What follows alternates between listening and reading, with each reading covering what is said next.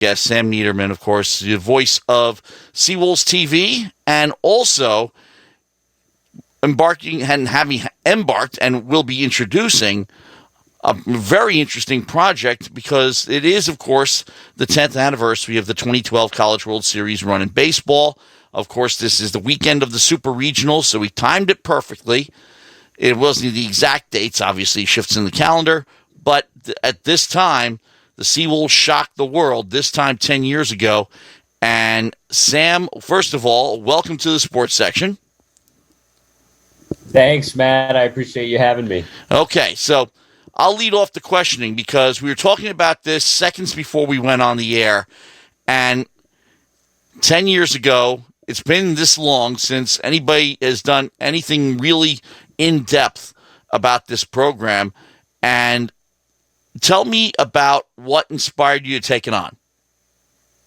Well, it's a great story, right? It's a story that deserved to be told. So I think it's awesome that we all get to look back on what that Stony Brook 2012 team did and what the achievement meant, not only for the university and the baseball program at Stony Brook, but also in the landscape of college baseball. I mean, something like that, a run like that hasn't been done in a long, long time by a Northeast team to get to the College World Series. And also just in general, it was the first time that a Northeast team had been to the College World Series since the NCAA baseball tournament went away from the geographic regional format that it had done, where a Northeast team would have had a path no matter what. So you saw a lot of St. John's. A lot of people are talking about UConn now that they're in a super regional against Stanford. Looks like that series is going to even up if Stanford can get these last 4 outs here. I think they're in the bottom of the 8th out there on the West Coast. But that run was also years in the making. As you very well know, Matt, you were on the call for that 2012 run, which is awesome. And I can't wait to hear some of your perspective and stories from that run. But the project was inspired by our athletic administration kind of came together, and we thought, what can we do to honor and commemorate this moment? It's the milestone moment of Stony Brook University athletics. And we said, you know what, let's go big. Let's create a 30 for 30 style documentary. And that's what we have coming out, set to premiere tomorrow night, a 3-part documentary looking back at that 2012 run for Stony Brook baseball when it went to the College World Series. It's called 1,300 Miles to Omaha, which is the exact distance from Joe Nathan Field to Omaha, Nebraska, at the old TD Ameritrade ballpark where the College World Series is held. So just kind of convenient that we got a round number there. And, I think it's also, the title's also significant in the sense that I think it kind of captures the amount of ground that team had to cover, literally and figuratively, to get to where they did. A Northeast baseball program has a lot of challenges that are presented to it, whether it's lack of facilities, lack of resources, lack of budget, and what Coach Sank and lack that of team weather. did. Yeah, exactly. Right. I mean, there's a lot of stuff that you have to deal with. And Coach Sank and that team really were able to overcome those obstacles and prove not only, and this is kind of what the documentary wants to achieve. This part of the story is showing that was a great team. It was a Cinderella-esque run and there were underdog elements to it. But the coolest thing about that team is they were an elite team. They were a very solid ball club with multiple draft picks, with a future major league player in Travis Jankowski, a major league pitcher in Nick Tropiano the year before, who wasn't on the 12 team, but very much was a part of establishing a culture and a foundation for that team. And that's one of the coolest parts and what makes that run special and what makes Stony Brook University baseball special and all that Coach Sank has done building the program. So I'm excited to talk about it. I'm excited for everybody to see it when it debuts tomorrow night at 8 p.m. on the Stony Brook Athletics YouTube channel. When does the story begin in the documentary? Where do you pick up the story? That's a good question. So I don't want to give too much away, but we kind of start with Coach Sank, and we start with Coach Sank getting hired in 1991 when Stony Brook was a Division III baseball program. Oh, you go way back. Okay. There we go. Good. Yeah, we're going back into the archive, Matt. Yeah, so the Stony Brook Patriots, right? And we characterize a little bit of what Coach Sank's attitude was and trying to build this program. And you see that this was a guy who was driven from the start. You remember, Coach Sank was very young when he took the job. He was only in his 30s. Right. He played baseball and hockey up at Cortland, and then he came back to his old high school on Long Island, coached a little bit there, coached a little bit in the Catholic schools for 10 years, and then eventually got the job at Stony Brook. And one of the fun things about this isn't in the documentary, but Matt, you might have heard the story, and many people who were close to Coach Sank in the program might have heard the story, but Coach Sank was not the first pick to get the job in 1991. Stony Brook actually hired somebody else who was there for the fall, but then left before the spring. So the job reopened again, and Coach Sank got the call from the administration at the time, and they said, "Hey, would you still be interested?" He said, "Yeah, you know what? I think I'm going to do it." And the rest is history. He's been here for 32 years and has just done an incredible job. But we go back and show, this was a Division III program, right, with very humble beginnings and a driven head coach that had players like Joe Nathan come through, right? Joe Nathan is in the documentary. We had 18 interviews for this documentary, and Joe was one of them. We were able to sit down with him 6 months ago in December when he was back on campus visiting with some of his former teammates from the 1995 team. Oh, he makes a point of that every time he comes here, yeah. Yeah, oh my gosh, yeah. I mean, just a great squad. I mean, that team was ranked number 8 in the country. They hosted a regional. Unfortunately, weren't able to win it. But we talk a little bit about Division III, and then we kind of go into the early stages that we were talking about before we came out of the air here of the couple years before 2012, right? So 2004 is the first conference championship team. 08, as you alluded to earlier, goes to a regional against Arizona State. Tom Kohler, who's also in the documentary, future big league pitcher with the Marlins, amongst other teams. He was on that 08 squad. And right around that time is when Joe Panucci, who was a longtime assistant here at Stony Brook for over 10 years, he was on that World Series staff. He's also in the doc. Good, because, he's had quite a bit of success as a head coach as well. But my goodness, Stony Brook was the springboard, and he ends up actually beating Tennessee as a head coach. It's even better yet.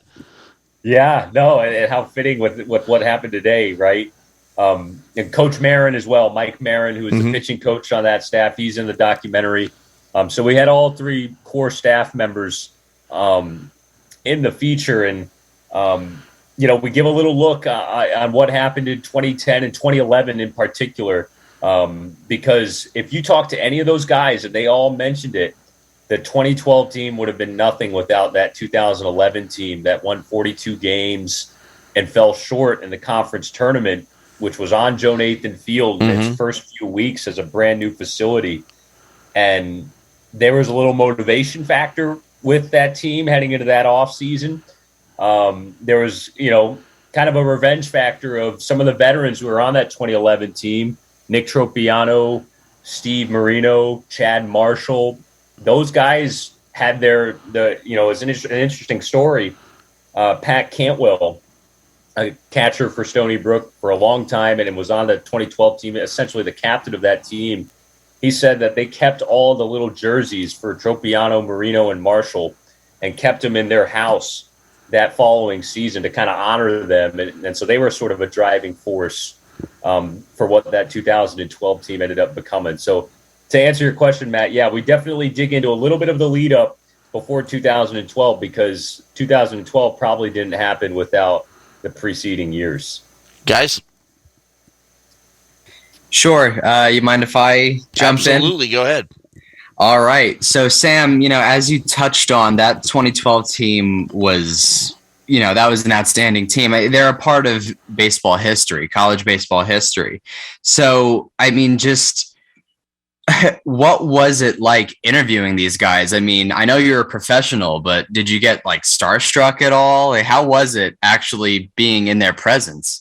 Yeah, right. It's a little starstruck when you go to a Major League Baseball player's house, right? I got to visit with Travis Jankowski. He was kind enough to open up his home in Pennsylvania months ago when we sat down for this.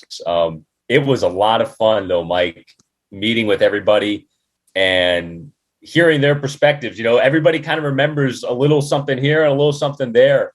And they all had great stories. Travis's interview was fantastic. You'll see him he's one of the kind of the stars of the show, literally and figuratively, right? He has a lot of great anecdotes that make this documentary, and Pat Cantwell was kind enough to come to campus and do an interview. Max Tissenbaum, kind enough to come to campus and do an interview. Willie Carmona, we were able to meet with him virtually. A lot of the core players on this team, you could just kind of see their personalities.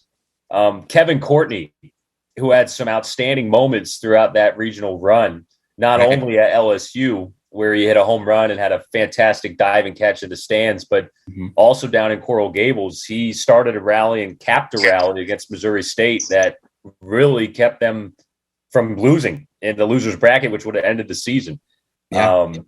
And Kevin was just unbelievable. I met with him in Tampa in February when Stony Brook was down at USF, and his recall was just vivid and tremendous. And he was a lot of fun. The coolest thing was seeing how these guys remembered everything, how much it meant to them. And then also the main thing that stood out to me was these guys, they're still close today, 10 years later, and they were close as ever during that run. And that was one of the winning ingredients for them being a championship team. They had this camaraderie and bond where there were no egos and everybody loved being around each other. And they truly, genuinely enjoyed playing the game of baseball together and spending time off the field together and going through the rigors of what being a student athlete and baseball is all about, right? The early morning workouts, another thing that's kind of crazy about that team is they did not have a home field for most of 2011 before Joe Nathan Field was open. That's right. They played at Dowling and a few others too. Yeah, Dowling, Matt. They were at Adelphi for some games, New York Tech, you name it, any location on Long Island. They probably played or practiced there at some point while Joe Nathan Field was being built. And that was a bonding experience for those guys. They bonded over that and they kind of embraced it, right? They could have complained about it, but they embraced it, and that made them better. And that was the kind of attitude and demeanor that team had. And I think that really shined out in the interviews with all of the players who participated in the project. There's such a piece of getting through the suck together, right? That builds that chemistry, that creates that almost like unreasonable work ethic, team, kind of atmosphere that kind of springboards you. And then 2011, the hardship of that year kind of springboards you to 2012. It's such like a story as old as time, right? Mm-hmm. You got to go through something hard to get to something good. The question I have though is, who came up with the name 1,300 miles to Omaha? That's really clever. That was me. It's funny, Greg. It came to me kind of late night, a handful of months ago. The process of making this thing is a bear, right? I mean, it was a monster to make. From transcribing interviews, logging interviews, and editing. And it's like a big puzzle, right? You're trying to find the right interview sound and the right footage to use and the right story to tell, right? I mean, there are kind of a bazillion different ways you could have attacked it. And I think what we ended up writing was a really good, tight story. So I was thinking about names, and the obvious name for the project that I felt was maybe almost a little too conservative was Shock the World, which was that team's mantra and motto kind of at the end of that run. There's the sign that you'll see if you watch after Stony Brook beats LSU in the Super Regional. There was a sign in the stands that one of the Stony Brook fans had that said Shock the World. And lots of T-shirts. The T-shirts and all kinds of memorabilia. Coach Sank still has that Shock the World sign in his office today, which is awesome. And I thought about it. I said, Shock the World. And that was kind of the mantra for that team at that point in Baton Rouge. But after talking with the players, I said, I asked about Shock the World. I said, was that a big thing for you guys? Was that something that was consistent, a theme throughout the entire season? And to a man, it was a resounding, no, not really. It just kind of popped up last minute when we were at LSU. And, yes, that team shocked the world with what they did. It was Well, it became a Twitter hashtag. Yeah, right. There was an underdog element to it, but I thought, the title, like I said earlier, I think it kind of encapsulates what kind of ground they had to cover to get to Omaha. And obviously there are regulars in Omaha that are maybe geographically farther away. Take Oregon State, right? But I was, to answer your question directly, Greg, I was laying in bed one night and it's like 3 a.m. and it just kind of came to me. I thought, how many miles is it from Stony Brook to Omaha? It's got to be above 1,000, and hopefully it's a round number. Maybe we do something like X amount of miles to Omaha is the title of this documentary. And so I got up, I put it in my phone, and I said Stony Brook University to TD Ameritrade Ballpark, 1,299 miles. I was like, well, we could round up, but I was like, well, wait, what is it from Joe Nathan Field? And I put in Joe Nathan Field, and it's exactly 1,300.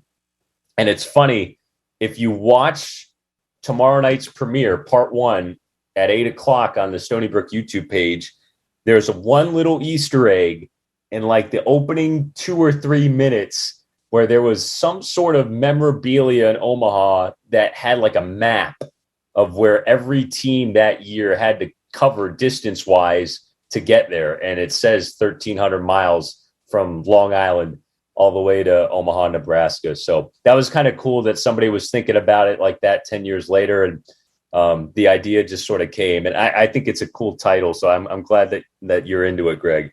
Yeah, I just think it's such a great metaphor for a team, right? And even in hindsight, like that 1,300 miles, it's like it's not the team that slides through that makes it to the championship.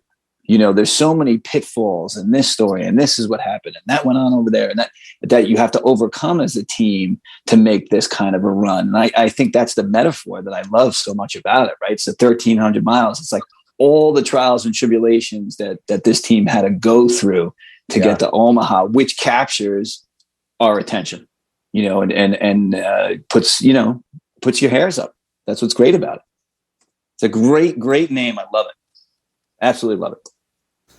You had to know Sam was going to think of something clever. Mm-hmm.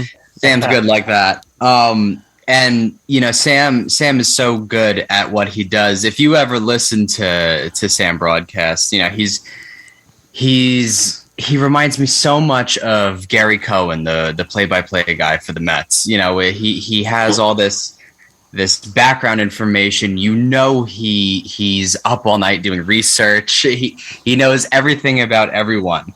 And so, Sam, I just want to know, what about this 2012 team did you learn while making this documentary? Like, what was shocking to you when you found it out? What were some things outside of common knowledge that you found out during this documentary project? Yeah, great question, Mike. And thanks for the kind words, man. I really appreciate it. The one thing that stood out to me, so with the interview process, we knew heading into these interviews kind of what we wanted to ask about it, because, it's nonfiction, right? The story happened. So we got to touch on the points of what happened throughout the run. But one of the first thing that I kind of picked up that immediately became a talking point for every other interview afterwards, that I learned organically just from the scout portion of these interviews, is how impactful the summer of 2011 was for that 2012 Stony Brook baseball team. So I mentioned earlier that the 2011 Stony Brook team lost in the conference tournament and its season ended prematurely. They thought that was a regional level team that could make some noise in the NCAAs. Well, a lot of guys from that team ended up playing in the Cape Cod Baseball League the following summer. And we touch on this in tomorrow night's episode 1 of the 3-part documentary, is that those guys go out to the premier summer league in baseball, the Cape League, a wood bat league that has been around for a long time now, historically known to produce the next generation of Major League Baseball talent. You name it. If you've got a major leaguer who's been out there, you name it, they've probably been out there. Evan Longoria, Aaron Judge, a lot of guys have come through the Cape Cod Baseball League, including several members of that 2012 Stony Brook team. None bigger than Travis Jankowski, who is the Cape League MVP. Yes. 2011. Glad you mentioned that, because we made a big deal of that at the time too. That other players, and still today they do, other players have played in other summer leagues, and there are several around the country, but to have so many Seawolves play in that particular league, that was an eye-opener for everybody. We realized these guys were good, but when they were playing in there and excelling no less, that was a real turn-on. Yeah, and that's the thing. Like, if you can hang with the big boys out in the Cape, you're for real. So the fun thing that I picked up on is that it was not much of a surprise to Stony Brook that they went to the College World Series, because these guys knew that they had talent and they believed in it from day one. You know, Travis Jankowski told me a story that they were kind of sitting around in the baseball house in the fall of 2011, kind of joking like, hey, what if we went to the College World Series? Like, we think we could do this. And of course, the rest is history. But Jankowski wins Cape League MVP, and that's a big time honor. I mean, those guys end up going to the first round. He went off that summer. The previous summer, he played in a small league in Kentucky and hit, like, rumor has it, he hit like 750, which is one of those like, it's one of those sort of like Paul Bunyan, Bo Jackson anecdotal things that we just love in sports. And so Jankowski stars in the Cape League. He played for Bourne along with Pat Cantwell. Willie Carmona was in Wareham. Tanner Nivens played in Brewster with Aaron Judge. Max Tissenbaum and Tyler Johnson were in Orleans. So there was a lot of Cape League talent on that Stony Brook team. And so there was a ton of buzz the following fall, because there were so many scouts at Stony Brook practices interested in Jankowski and a lot of other players. Guys were going up into the Goldstein Center, right, and having meetings with MLB scouts and having conversations about, okay, how would you pitch to Albert Pujols? Or, what would you do in this situation? And so these guys had this kind of buzz and sort of competitive boost, right, at their practices and in the buildup of 2012 because of what this team showed out on the Cape. And it's kind of funny, Willie Carmona played on Wareham, and Ty Ross, who was the catcher for LSU, he played on Wareham as well. And Willie comes up to the plate in Baton Rouge, his first at bat, and taps Ty Ross on the catcher shin guard and says, "I bet you didn't think you'd see me here, did you?" And sure enough, there they are. It was that impressive of a group, that talented of a group. They had 7 draft picks in the major league draft that summer. Kevin Krause, who was a freshman on that team, goes on to get selected in the 2014 MLB draft. There was a lot of talent on that ball club. Oh yeah. No, for sure. That's and you know what's amazing about that too is like we were talking about Kevin Courtney earlier.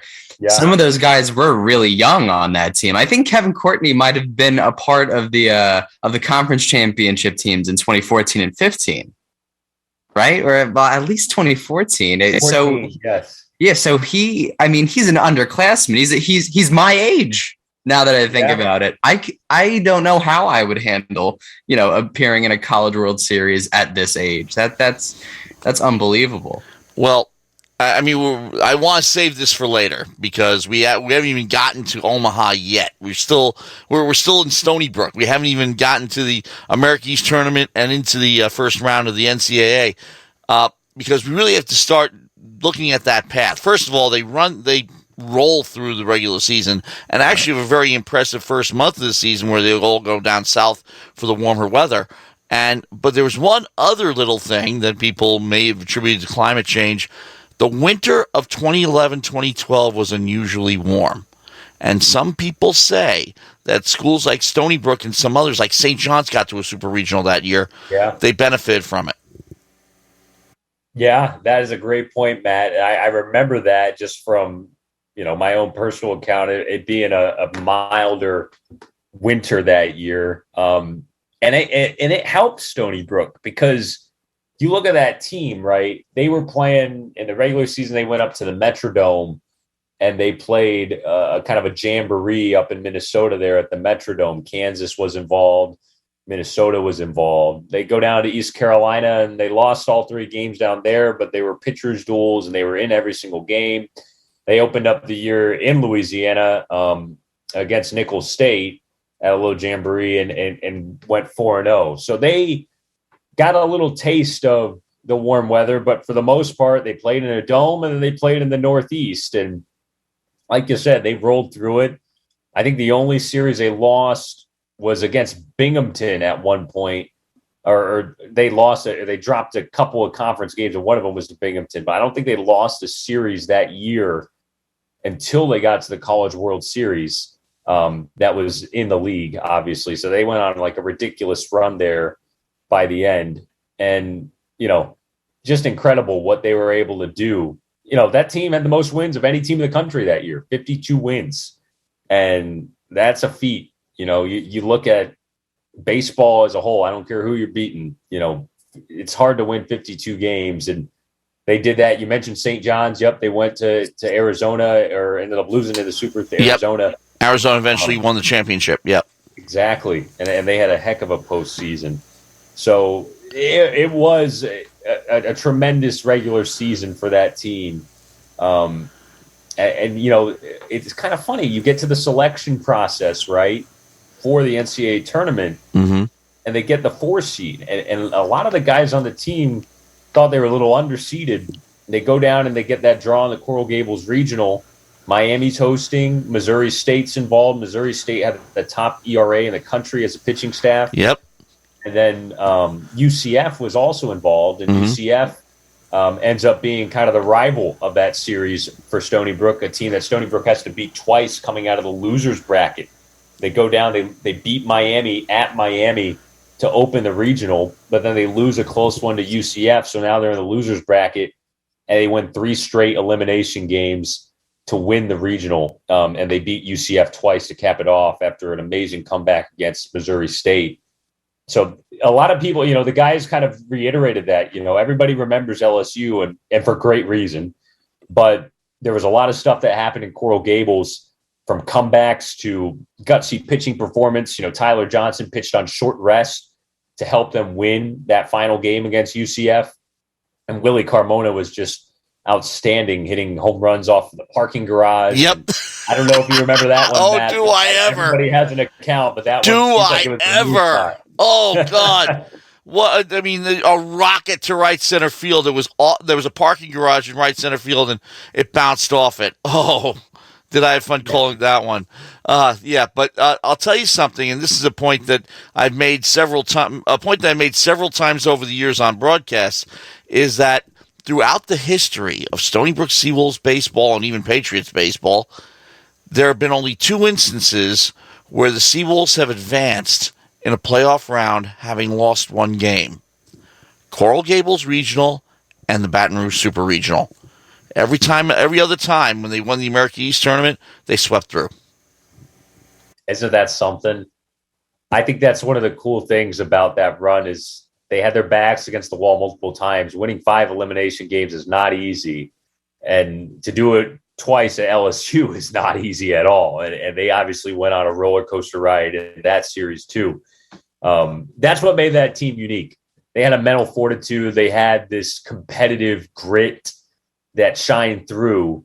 And that's something to behold. I think we look at college baseball, like even what's happening in the tournament today and this year, you get a lot of high scoring games. People are slugging it out of the ballpark. The ball's jumping, the home runs are at a high, and you're getting these kind of competitive slugfests. But this team, they played in slugfests in Coral Gables. That series was much more about the offense for Stony Brook. I think they ended up scoring over 50 runs in the series, and they really shined. And then in the LSU series, yes, their bats were very effective, and they pummeled LSU pitching by the end of the day.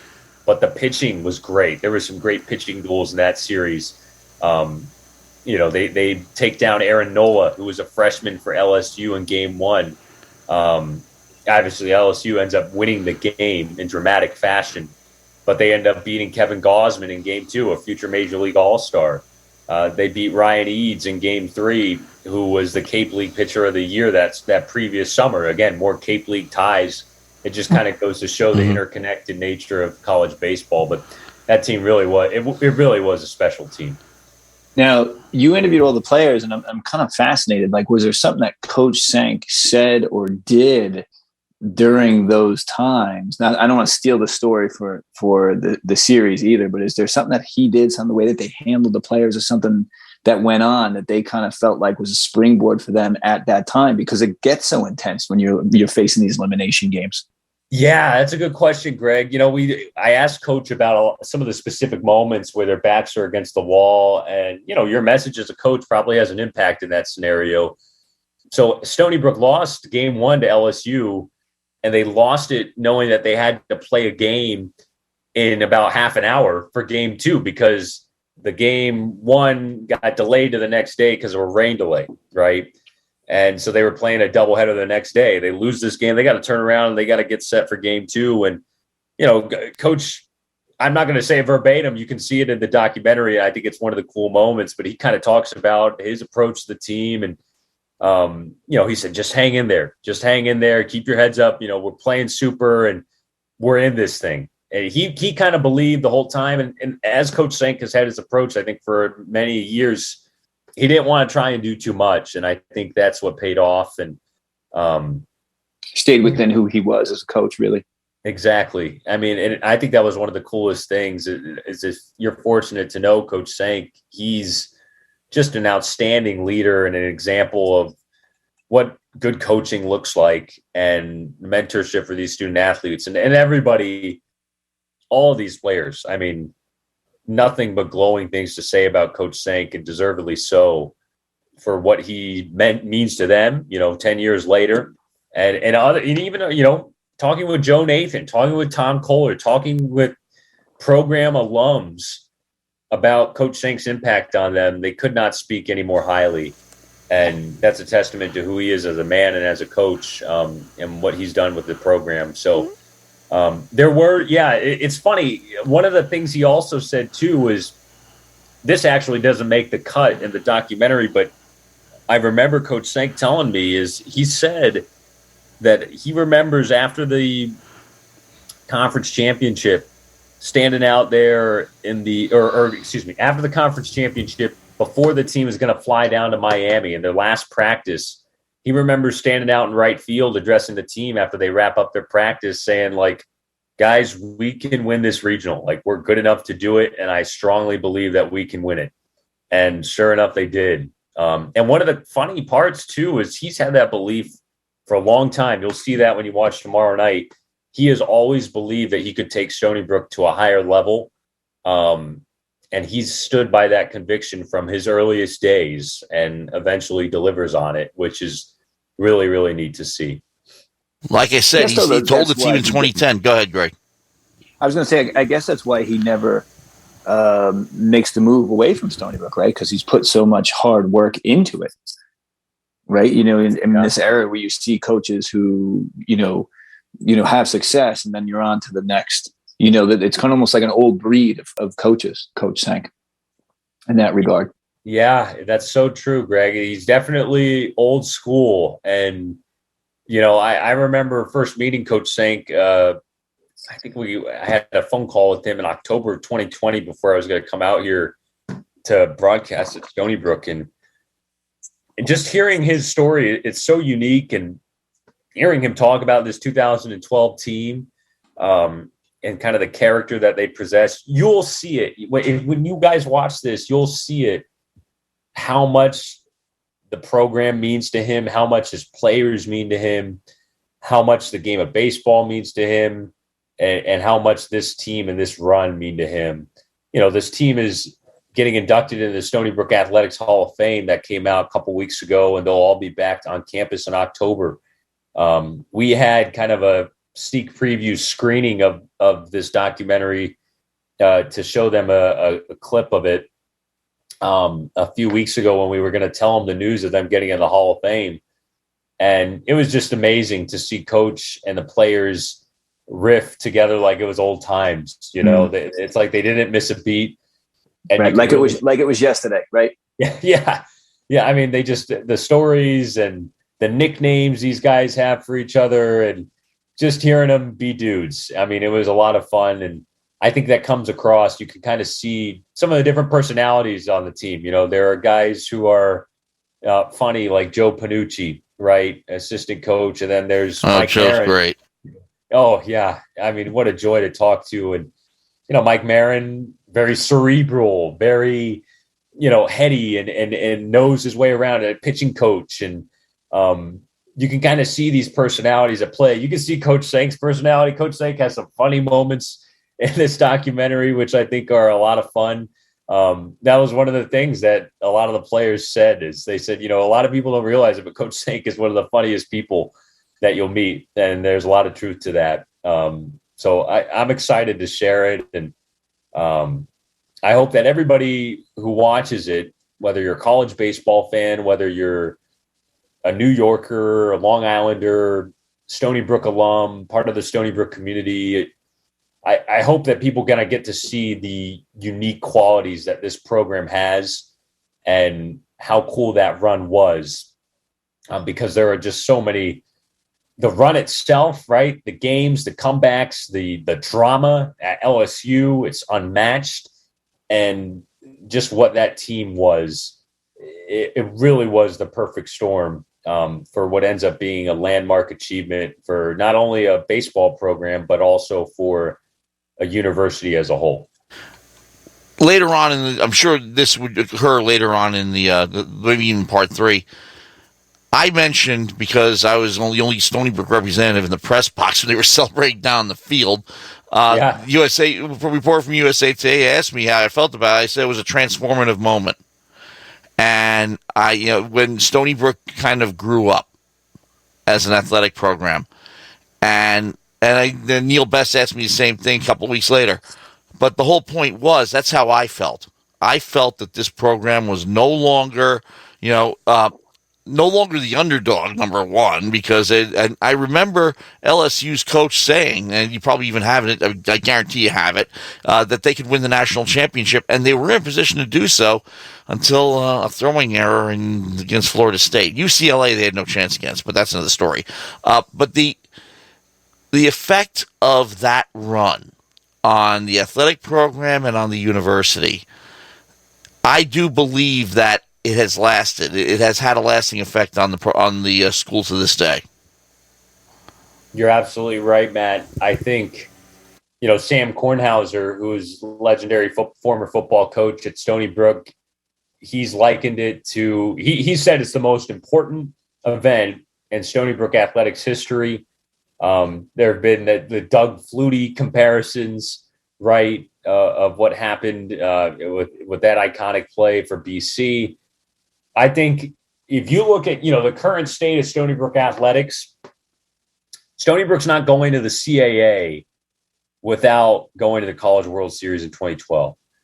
It's not going to the CAA without the College World Series, without what Joe Spallina's built in women's lacrosse, and without what Steve Peichel did with the men's basketball program. I think those are the 3 ingredients of what's gotten Stony Brook to the CAA.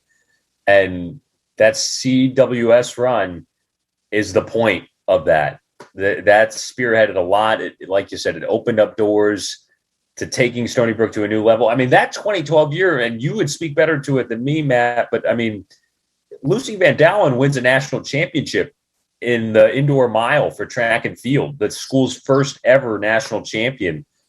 There are so many moments that 2012 year. I believe the basketball team had won a conference title, regular season title, under Steve Peichel that year. I believe men's lacrosse was a championship team that year. That's their last NCAA tournament appearance, 2012.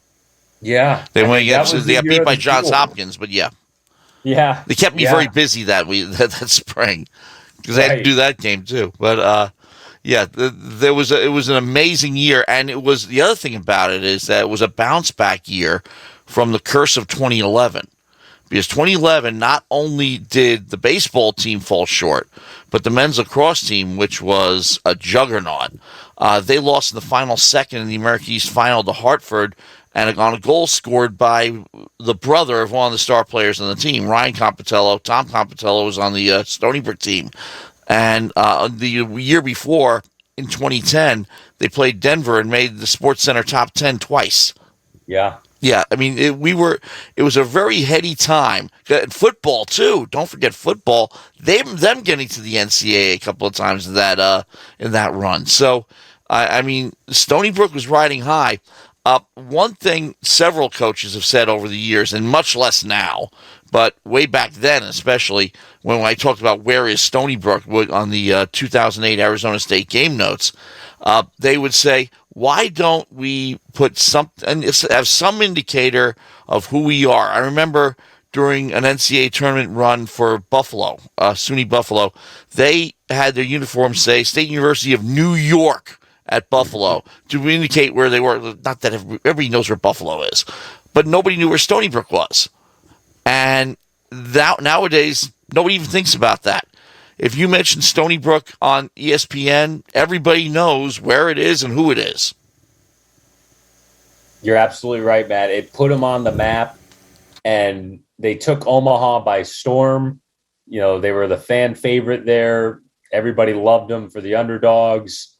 People at LSU still remember Stony Brook, and if you look on message boards of LSU fans, they remember what happened 10 years ago. And if you're wearing a Stony Brook shirt, you know, down in the bayou or just in that general region of the country, people remember that, which is what's cool about it. It shows how much power that moment had. And we all heard what Kevin Gaussman said recently. Oh, yeah. Yeah, well, you know, Sam's documentary also it also caught the attention of I believe it's an ESPN show just out of LSU, hosted by who is it? Jeremy Hill and some guy named Hunt Palmer, right? I saw that. Yeah, Jeremy Hill, former LSU running back right. In their early kind of 2010s when Les Miles had some good teams, and they lost the game of the century to Alabama.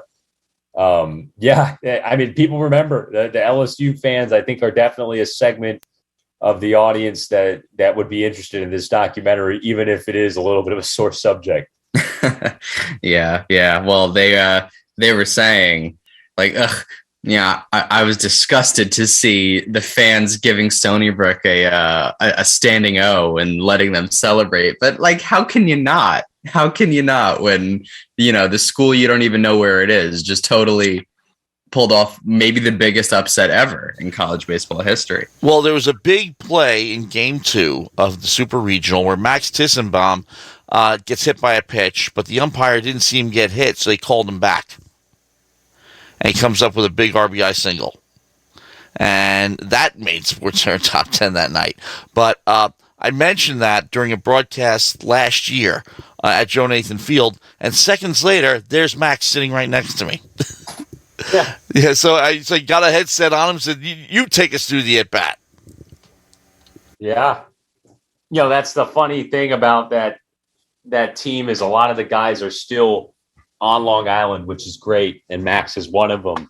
And yes, that moment was a pivotal moment in the LSU series, kind of a ball doesn't lie moment that got Stony Brook another key rally. Now, you were saying that some of the guys are still on the island. I mean, we've talked about the guys that are obviously, you know, the major league stars and draftees and stuff. What are the other guys doing? The guys that you know didn't go on. What are they doing with themselves? Yeah, that's a great question, Greg. We outlined that at the end of the documentary. Kind of a little, where are they now, right? Normal 30 for 30, what these guys went on to do. It's so have any of them gone into coaching, teaching? Yeah, that's a great guess. James Campbell, who was a reliever on that team, he coaches baseball in Connecticut. He wants to be a college baseball pitching coach. Right now, he coaches at a facility and trains pitchers in Connecticut. Some of the players that have come from, he's in a travel ball organization as well, and some of his players he'll refer to Coach Sank. One of them actually being Dawson Logie, who is a true freshman on this year's team from Connecticut. And James was a great interview, great to visit with him. There are guys who have gone on to become doctors. Sal Intagliata, who was the number 9 hitter in the lineup, he's a doctor in Massachusetts. Brandon McNitt, who got the ball in game 1 against LSU, he's a doctor at Good Samaritan here on Long Island.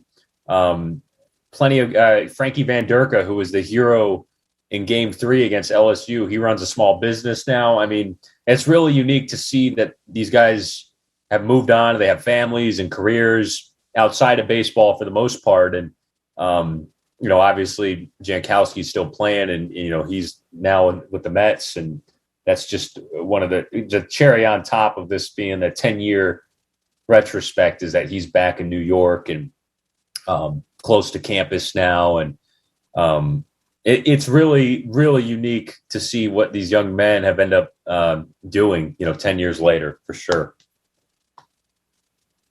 Absolutely.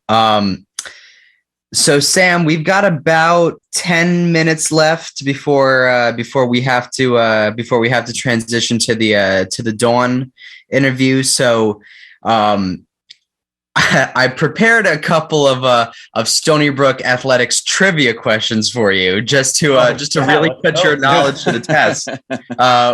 Would you be willing to partake in a short trivia game? I am ready when you are, Mike. Let's do it. Awesome. Okay, but before I start, is there anything else about the documentary that you wanna get out of the way, that you want to plug before it's too late? Sure. So if you're interested, tomorrow night, 8 p.m. is the premiere of our documentary, 1,300 Miles to Omaha, about Stony Brook's 2012 College World Series run. It's going to be a lot of fun. It's a 3-part documentary. So we are going 1 episode tomorrow night, 1 episode Tuesday night, and the grand finale on Wednesday night. After that, you can binge them all 3 together. But tomorrow night, 8 p.m., each episode will be out 8 p.m. Monday, Tuesday, Wednesday on the Stony Brook Athletics YouTube channel. So stay tuned on that page and enjoy. Just super thankful and humbled to have had the chance to tell this story, and I hope everybody enjoys it. I think you're really going to enjoy it. There are some laughs, there are some smiles, there's drama and intensity, and I think we captured a lot of what that season and what that story was for those guys, and I'm just super happy that it all came together to commemorate what was the hallmark achievement of Stony Brook University athletics, and just cannot wait for it. So if you're a college baseball fan or a Stony Brook fan, definitely check it out. Can't wait for it to premiere tomorrow night at 8 o'clock and Tuesday and Wednesday thereafter. I will say, I think it's kind of like, if I had to give an analogy, it's kind of like the Batman trilogy. Part 1's kind of like Batman Begins. Like, it's definitely very good. It might not be as memorable as part 2 and 3, but it's very solid and it definitely has its moments. Part 2 is kind of like the Dark Knight, where it's like, whoa, like there's a lot of good action. And part 3 is sort of like a Dark Knight Rises, where it all kind of comes together. And you definitely need to watch part 1 to understand kind of what happens in part 3, some of the moments and they kind of hit a little better. I would say, I don't know which one's my favorite. I definitely think part 2 is very, very fun. And I think a lot of people are going to like that, but I don't think you can go wrong with all of them. So 8 p.m. on YouTube tomorrow night, 1,300 Miles to Omaha. I'm just so happy to share it with everybody. Well, before we even see it, one thing I do have to say is I want to offer my appreciation to you for getting it done. It was something that needed to be done and has needed to be done, and you finally got it done. Well, thanks, Matt. I appreciate that. And that's what it's all about, right? The story deserved to be told, and it deserved to be told in this type of fashion. It was a 30 for 30 like story. I mean, this in reality could have been picked up by ESPN if they kind of had the vision of it. But I think it's cool that we at Stony Brook Athletics went in for it, and it ended up turning out really well. So it's kind of funny, you know. I think somebody commented on the release of the trailer or something like that, like, oh, they're doing a documentary about Stony Brook. Like, how are you doing that before the Fresno State team in 2008? Like, they deserve a documentary before them. We'll let them do one. Yeah, exactly. Right. Let them do it. And the other thing is, well, like, this is a pretty cool story too. So you should check it out. And, you know, I'm sure Fresno State has some incredible, I mean, what did it run by them, right? The first 4 seed to ever win it. But golly, yeah, I think I appreciate that, Matt. And I'm glad that this is something that the players and the coaches and the members of the Stony Brook community can hold on to and enjoy for a long time coming down the road. Yeah, and I think for sure it captures it will capture your imagination. It really will. It really is like a story. And when you think back on it, I remember where I was when I was watching. You know, I didn't watch all the games, but I remember watching the LSU and the Miami and stuff like that. And I remember where I was and who I was with, and not even Stony Brook alum. We're talking about people that were outside of Stony Brook, and how everybody in the community, especially in Suffolk County or Long Island, got jazzed up about the team. Very exciting. Well, really exciting time for the school, I think. One thing, nice job for sure. I was in a unique position because I could not travel with the team because I had to work. So in other words, I go to Miami, come back, work at the NHL, and then go and also cover some baseball games too, where I got some feedback from major leaguers about what was going on, and then go back down to Baton Rouge and come back up, which, you know, was quite an adventure with planes, but that's another story. We can do a documentary on that alone, and then go to Omaha. And I was able to get feedback not only there, but also at the Stanley Cup final, because the Devils weren't in it, and I was at those games. So I kept extremely busy, but the feedback that was going on in the major league clubhouses, you couldn't believe it. I mean, yes, Joe Nathan was pushing the program all over the place, but everybody else was getting involved in it too. People, major leaguers in the clubhouse. First of all, they had the other games on when they were on in the clubhouses. They were watching them, but they were all really jumping on the Stony Brook bandwagon. That is so true, Matt. And Tom Kohler alludes to that in tomorrow night's episode. Joe Nathan, the same. Travis Jankowski told me that, you know, Bryce Harper, when Travis was on the Phillies last year, one of the first things that Bryce Harper says to him is like, man, I remember that Stony Brook team. You guys were awesome. It really resonated with people, and people still want to talk about it. And it just had that aura, you know, there was a certain glimmer around that, what that represented and signified, and people will gravitate to that. And that's what's really cool. All right. I think it's time to put Sam's knowledge to the test. Fire away. Do it. So I originally had 15 questions. Obviously, we're crunched, so I'm going to shorten it to 5. It's going to be all baseball themed, okay? Okay, let's do it. Outfielder Derek Yallen of the baseball team has an identical twin brother. What is his name? Oh, my gosh. So these are fill in the blank. I honestly do not know, Mike. Awesome. All right, good. I stumped him once. All right, let's keep this going. Outfielder Matt Brown-Airing, former high school teammate of Derek, by the way. Outfielder Matt Brown-Airing is one of several star athletes with 3 names: Tyler Stevenson Moore, Catherine Ann Kopinski, just to name a couple more. Sure. Your job here is to properly guess which parent provided which last name. I know his dad is Airing. Yes, there you go. Yeah. So that one kind of solved itself then. Yes. Okay. So which former major league pitchers wore the same jersey number during their time as Seawolves? So these are former Stony Brook pitchers who played in the major leagues, and they had the same number at Stony Brook. Yeah, they were not teammates though. They played in different eras. They both made it to the majors as pitchers. Well, you got, okay, so 4 of the 5 major leaguers for Stony Brook are pitchers, right? Right. Joe Nathan was not a pitcher while he was at Stony Brook, so that eliminates. No. So we have 3 to go, right? However, Joe Yeah. Nathan and Tom Kohler did wear number 22. Yeah. There you go. Yeah. Yes, yeah. but Joe Nathan was not a pitcher as a Seawolf. I know, but became I a pitcher said later.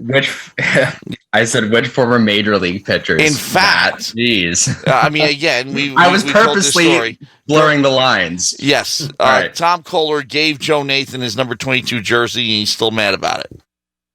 Okay. Now, for number 4, which former Seawolf baseball player transferred down from D1 to D2 before transferring back up to D1 to join Stony Brook? Which former Stony Brook player transferred from D1 down to D2 and then back up to Stony Brook? Believe it or not, I learned this from you.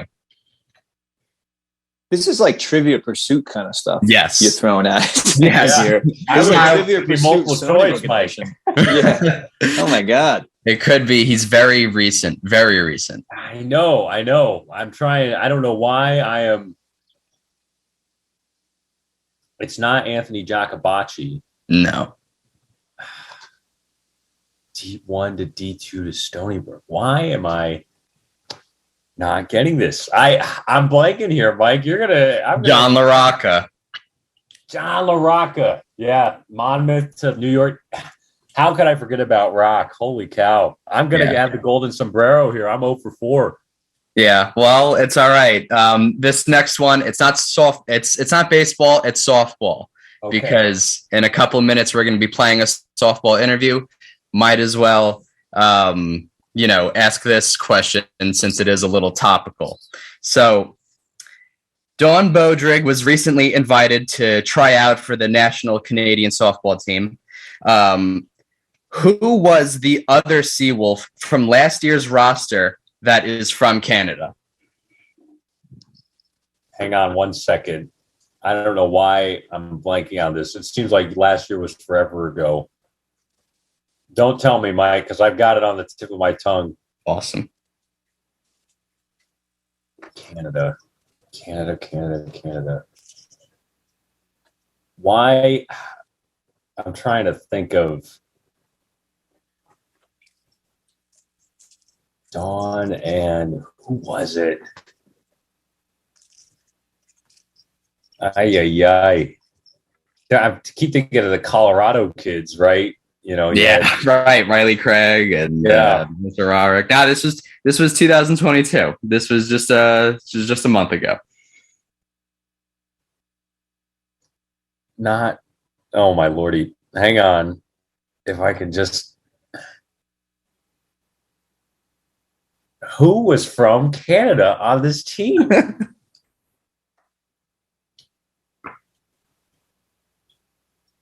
Oh wait, I think I got it. Yeah. And you know why? It's because you didn't play. Yes. Fail. Yes. Good Fail. boy. All right. Sam salvaged it. There we go. Good job, Holy Sam. smokes. Yeah. Yes. Maddie Mail, sophomore. No, Well, I forgot her graduating class, but I know that she's a young pitcher. She was hurt, according to Dawn. So hopefully we get to see her next year. Okay. But Sam Neidermann, a pleasure. Yeah. This was really a revelation. And of course, we'll repeat ourselves. Monday, Tuesday, Wednesday, correct? That's correct. At 8 o'clock on the Stony Brook Athletics YouTube channel. Mm-hmm. And 1,300 miles to Omaha. We are waiting for it with bated breath. And thank you so much for getting it done.